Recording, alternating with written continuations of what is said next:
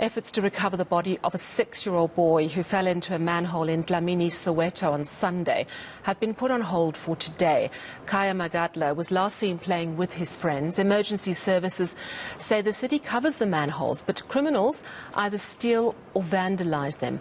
Community leaders say authorities must try harder to find Magadla. Our reporter Pule Tweety Jones is on the ground. He joins me now. Pule, good evening. And could you tell us what's happened today and what is the latest in the search for this little boy?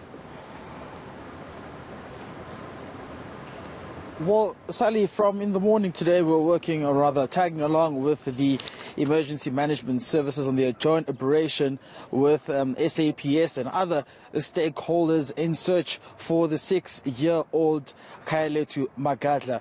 We visited about 4 manholes, which were, of course, allowed for the members of the EMS to go inside and see if they could possibly rescue the 6-year-old child. And that was unsuccessful today. What we witnessed, rather, was angered community members saying that, officials should actually try harder and go deeper inside some of these manholes and see if they can't stay longer to try and find the 6-year-old Magadla. But of course, the protocol has to be observed, and that officials have a certain time period as to when they can go inside those holes and when they can come out eventually.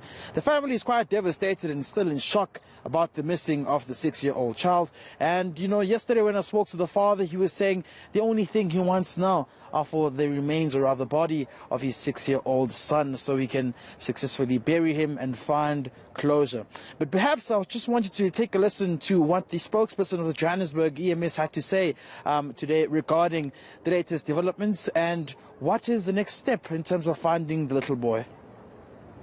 Yeah, we have already moved to most of the areas which we are likely to relocate him. So we have been in Klespruit West, we've been in Klespruit, Eldos. Now we are along the just before N12. We did send our rescue technicians inside there just to see, because there's to see whether we might be able to relocate the boy, but unfortunately we couldn't. So we are trying to make sure that all the areas where there's openings of these manholes, we open and try and see whether we can be able to locate the young man.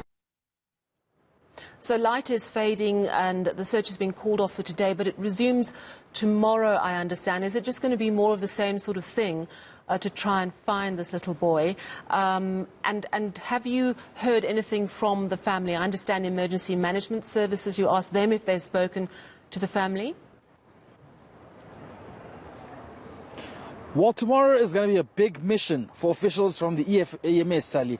And they're expecting to actually go back to the drawing board tonight and debrief. That's what we got. They're going to be in a meeting to try and see how actually they can move swiftly into the purification depot, where they suspect that probably the body of the 6-year-old child could be trapped or blocked there within one of the pipeline streams. That's just about a 20-minute drive from where he lives.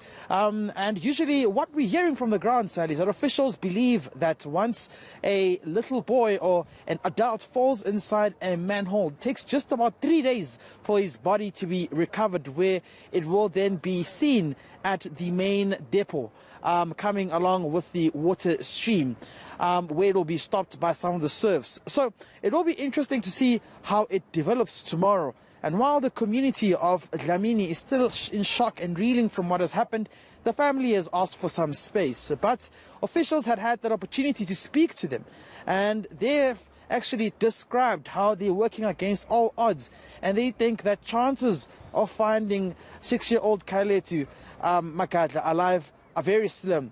Just take a listen to what the EMS spokesperson had to say about this. Yeah, it is a concern to us because most of our, generally in the city, there is a challenge in terms of vandalism. Most of our manhole, the covers it's either they're stolen or they are vandalized.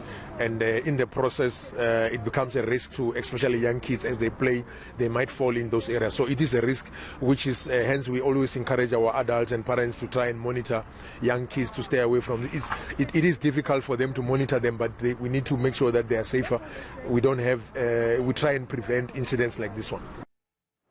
Oh, it's absolutely so very grim. So tomorrow, possibly a new approach focusing on the purification system where the body of this little boy may be.